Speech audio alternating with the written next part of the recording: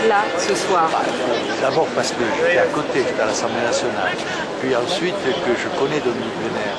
Je le connais en tant qu'écrivain de talent, écrivain non aligné.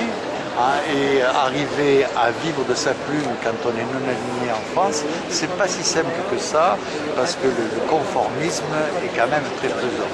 Vous êtes là pourquoi? Pour lui rendre hommage? Oui, je suis là pour lui rendre un chapeau, d'autant que, coup de chapeau à l'homme, d'autant que d'après sa lettre, il peut commettre un acte fort pour réagir à une société en décadence.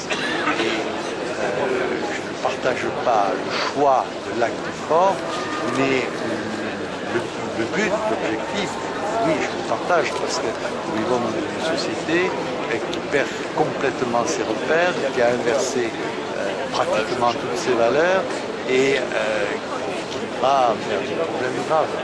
Il voulait faire entendre quoi comme message? Je ne peux pas parler pour lui, mais à travers ce qu'il dit, il appelle à ce que les Français, en règle générale, et je pense les jeunes en particulier, réagissent.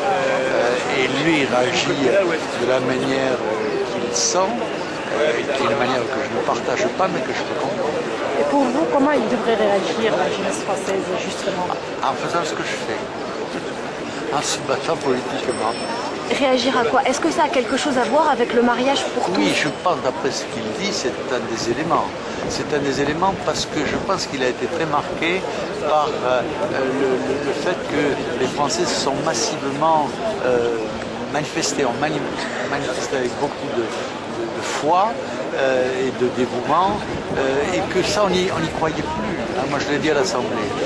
J'ai dit, vous êtes arrivé à réaliser un miracle, c'est à remettre les jeunes Français dans la rue, alors que je croyais que c'était impossible. On va pas forcément le dire, mais c'est la vérité, c'est un miracle.